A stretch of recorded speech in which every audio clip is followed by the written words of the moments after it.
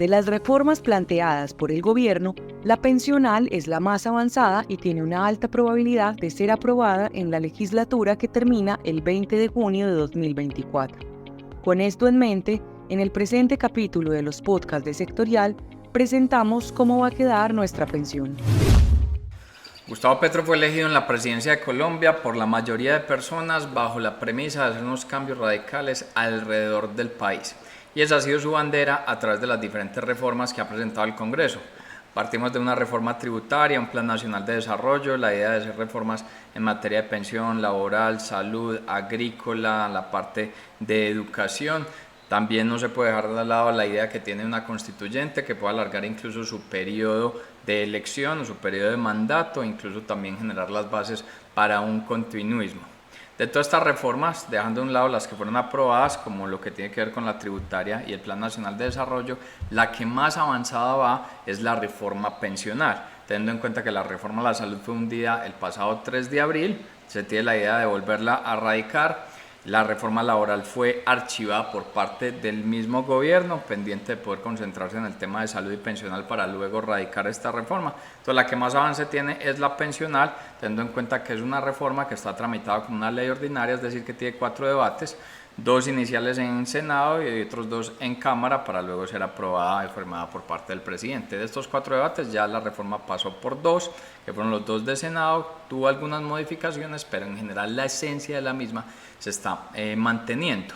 Y ahora pues tendrá estos 2 debates en Cámara, y lo que hemos visto desde Sectorial en los diferentes análisis políticos que realizamos es que es una reforma que tiene una alta probabilidad de ser pasada a ser aprobada por parte de la Cámara y luego volverse una realidad.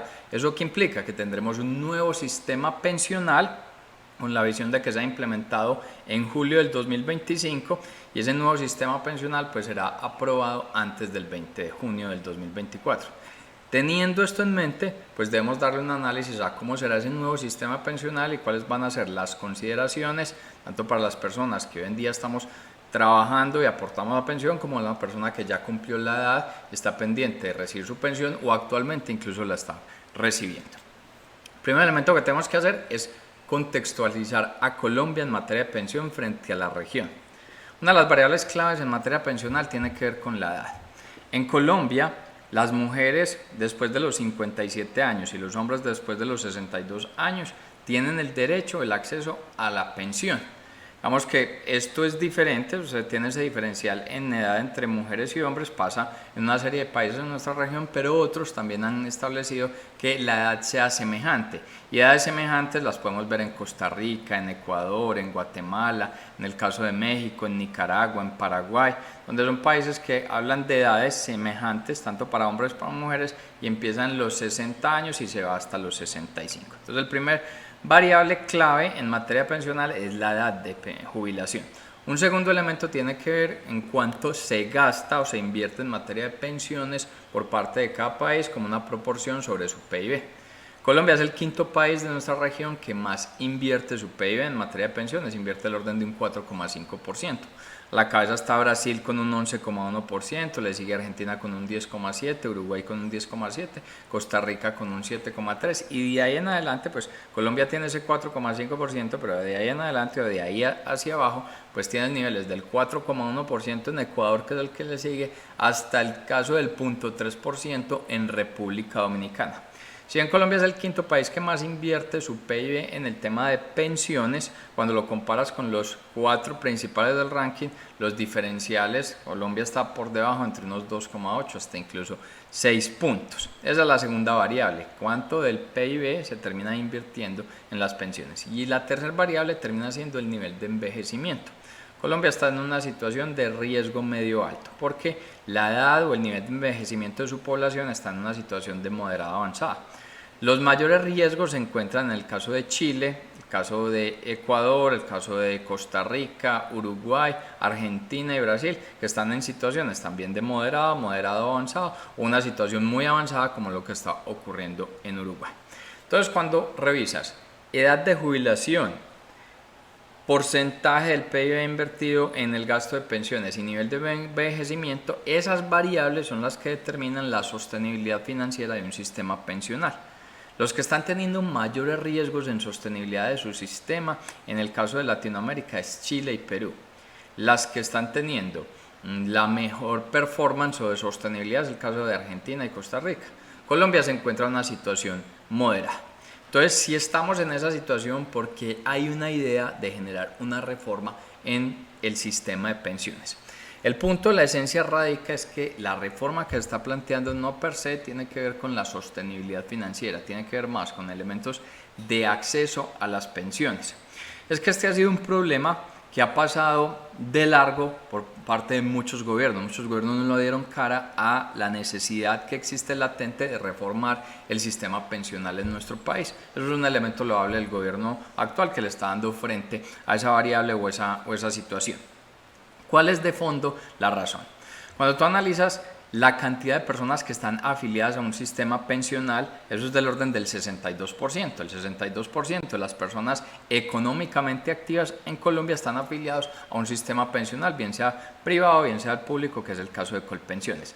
Pero de ese nivel, solamente el 25% realiza los aportes. Es decir, que hay un alto nivel de informalidad, personas que no están aportando en el frente de pensiones, y ahí te empieza a generar un problema, un hueco financiero, y también te genera un problema de acceso a la pensión por parte de las personas que ya cumplen la edad. Ese es el segundo problema, es que estás encontrando que las personas mayores a 60 años que tendrían acceso a pensión, solamente el 22% está recibiendo efectivamente una mesada pensional.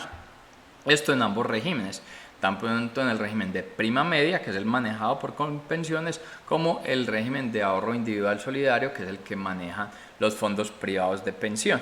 Entonces, bajo estos elementos es que se piensa en una reforma pensional. También hay que tener en cuenta cuál es esa mesada pensional.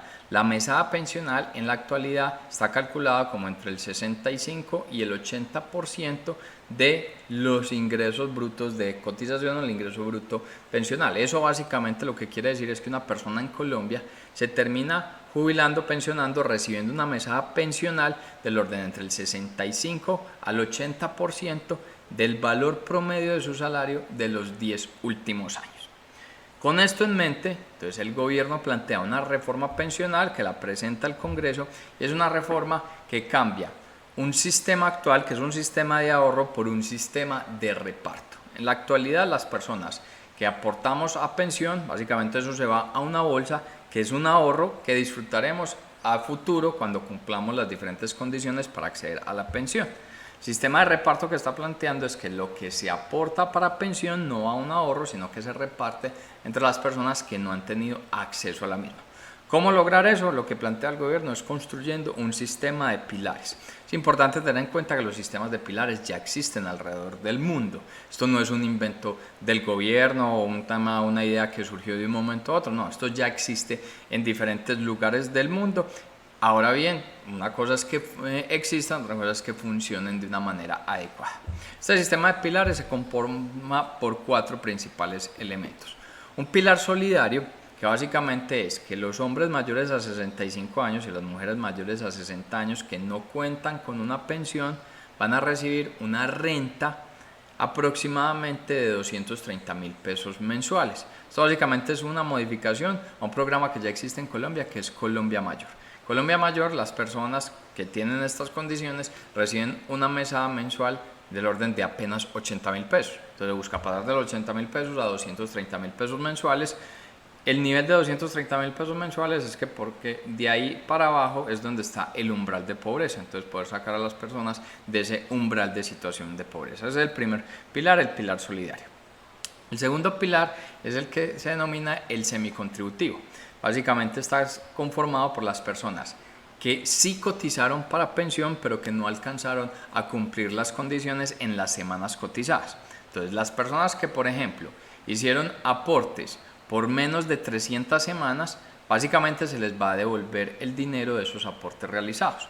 Ahora, si la persona hizo aportes entre 300 y 1000 semanas, básicamente van a recibir una renta vitalicia, es decir, una mesada pensional basada en esos aportes, más un subsidio que entregará al gobierno del 20% en el caso de los hombres y el 30% para el caso de las mujeres. El segundo pilar, el semicontributivo. El tercer pilar es el contributivo. En este pilar, básicamente, las personas que ganen hasta 2,3 salarios mínimos, es de tener en cuenta que cuando se presentó la reforma se presentó con 3 salarios mínimos. Se disminuyó ese umbral a 2,3 salarios mínimos en las comisiones y en los debates generados en el Senado. 2,3 salarios mínimos quiere decir una persona que gane menos de 2.990.000 pesos. Esa persona que gane menos de 2.990.000 pesos, el valor de su aporte pensional va a ir directo a lo que sería ese régimen de prima media, o lo va a ser directo a Colpensión, es decir, que es una pensión que va a estar manejada por el Estado, y con esos dineros se empieza a repartir a las personas que no accedieron a pensión. Ahora bien, si la persona gana más de 2,3 salarios mínimos, lo que ocurre es que los primeros 2,3 salarios mínimos van para Colpensiones y la diferencia va para los fondos privados de pensiones, donde están actores como Protección, Scandia, Porvenir, todos los que tienen que ver con este manejo privado de las pensiones. Ese es el pilar contributivo. Y el último pilar, o el cuarto pilar, es el pilar de ahorro voluntario. Este será manejado por los fondos privados de pensión y básicamente va a estar conformado por aquellas personas que quieran aportar voluntariamente montos adicionales a los que están establecidos por parte de la ley. Entonces, esto es lo que plantea la reforma pensional por parte del gobierno, y va en este avance de ya haber pasado los 2 primeros debates en Senado y se va a enfrentar a estos 2 debates en Cámara. ¿Por qué se ha generado polémica? Si bien esta no es la reforma que más polémica genera, y de hecho es donde más consensos se han generado, y por eso nosotros creemos que esta reforma va a pasar, las consideraciones empiezan a tenerse porque Colpensiones adquiere un protagonismo bastante importante y empieza a analizarse las capacidades que tiene Colpensiones para manejar ese volumen de personas. Piensen en Colombia, ¿cuántas personas ganan menos de 3 millones de pesos? Pues termina siendo la gran mayoría de las personas. Entonces Colpensiones va a recibir un monto importante de esos afiliados. Estamos hablando que probablemente el tamaño de afiliación de Colpensiones, que hoy es de 6 millones, va a pasar al orden de unos 25 o 26 millones de personas. Entonces la primera duda que se ha generado es la capacidad que tiene Colpensiones. Y es que las capacidades se pueden adquirir, se pueden mejorar o se pueden fortalecer. Sin embargo, lo que plantea la reforma, que también ha sido un reparo, es que este nuevo sistema pensional estaría operando en julio del 2025. Es decir, que es más o menos de aquí a un año. Estos sistemas de pilares se ha encontrado en los diferentes países que lo han implementado que el periodo de transición puede tomar entre 2 hasta 5 años. Entonces este periodo de transición establecido de un año podría generar muchos traumatismos para poder generar los impactos que se buscan. Eso se empiezan a hacer unas consideraciones. Sin embargo, las consideraciones de más fondo tienen que ver con el umbral en este pilar contributivo, en esos 2,3 salarios mínimos. ¿Por qué? El gobierno lo presentó por 3 salarios, fue ajustado a 2,3. Entre más bajo sea el pilar, y esto es lo que dicen los técnicos, va a ser menor el riesgo de que esta reforma o que este sistema no sea sostenible. Entonces empieza a ser una disputa. Si se baja el umbral, se disminuye el riesgo de insostenibilidad financiera y fiscal de la reforma o del sistema. Pero si se aumenta el umbral, el gobierno tendría más recursos y con esa mayoría de recursos podría generar mayor nivel de pensiones en la actualidad a las personas que no acceden. Entonces este es un problema de corto, un problema de largo plazo, cómo se quiere medir. Si se implementa con los parámetros que está establecido, y de hecho es un poquito un contrasentido porque el Congreso ya aprobó 2,3 salarios mínimos, pero el presidente Gustavo Petro está insistiendo en que en Cámara ese umbral debería aumentarse a los 4 salarios mínimos, es decir, que eso ya es cerca o incluso superior a los 5 millones de pesos. Entonces básicamente todo el dinero pues estaría depositado, estaría administrado en la parte de Colpensiones. Se generaría un mayor volumen de pensiones para las personas que en la actualidad tienen la edad, tienen las condiciones, no han accedido a ella, pero en el largo plazo vas a generar un problema fiscal. De hecho, muchos analistas dicen que esta reforma, bajo los parámetros establecidos, tendría que volver a tener un ajuste, es decir, una nueva reforma de aquí a unos 15 o unos 20 años. Entonces esa es la primera gran consideración.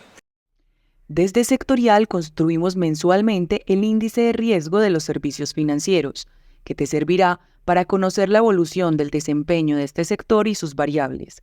Para acceder a este contenido, contáctanos a través de www.sectorial.co. Esa consideración luego se desprende en varios elementos, y es como Si estos recursos son manejados por Colpensiones, entonces es la duda de que el gobierno manejando tantos recursos, que efectivamente esto sí sea bien utilizado para pagar pensiones. Ahí sí es un ajuste importante y esto tiene que ver con lo que se discutió en el Congreso, y el ajuste es que se creó que ese recurso, si bien Colpensiones va a administrar a los afiliados a pensión o a los afiliados pues a esta entidad, el recurso, el giro, los pagos, estos montos que empiezan a recibirse van a ser manejados por el Banco de la República para mantener ese carácter de independencia y que no corra ese riesgo. Entonces digamos que ahí hay un mitigante. El otro elemento que se ha generado con el umbral es que entre más alto sea ese umbral, pues menos recursos van a dejar de percibir, o más recursos van a dejar de percibir los fondos privados de pensión. Unos fondos que en la actualidad tienen el ahorro pensional que asciende a unos 423,3 billones de pesos. Esos son datos a marzo del 2024. Entonces, ¿qué ocurre? La reforma que plantea ese ahorro pensional, los fondos privados lo van a seguir manejando. Resulta que los fondos privados son claves en los mercados de capitales porque ese es el principal inversionista de nuestro país. Pero no van a recibir más dinero, o mejor dicho, van a recibir el dinero de aquellas personas que aportan o que tienen un salario, un ingreso superior a los 2,3 salarios mínimos, que de nuevo no es la mayor parte de la población. Entonces lo que se ha hablado es que probablemente la reforma pues termina desestimulando de manera marcada el fondo privado de pensión y pueda tener riesgo incluso su funcionamiento futuro.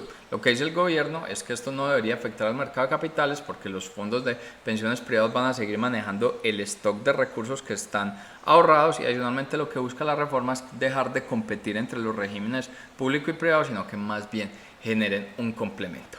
Desde el sectorial, cuando hacemos el análisis de la reforma, encontramos unas cosas positivas y unas cosas a considerar que son riesgos. ¿Cuáles son cosas positivas? Eso está eliminando una serie de preferencias, está generando una mayor inclusión, unos beneficios en el caso de la mujer, daría más acceso a las pensiones, y es un problema que viene de tiempo atrás y no había sido atacado y está siendo atacado. Esos son los elementos favorables. Los elementos que vemos negativos y como riesgos es la sostenibilidad fiscal de este sistema pensional, y el mayor elemento va a estar en ese umbral. Ese umbral debería estar por el orden de 1,5 salarios mínimos para no poner en riesgo el futuro financiero o la sostenibilidad fiscal de este cambio pensional que muy probablemente vamos a tener todos los colombianos a partir, o más bien antes del 20 de junio del 2024, cuando acaba esta legislatura.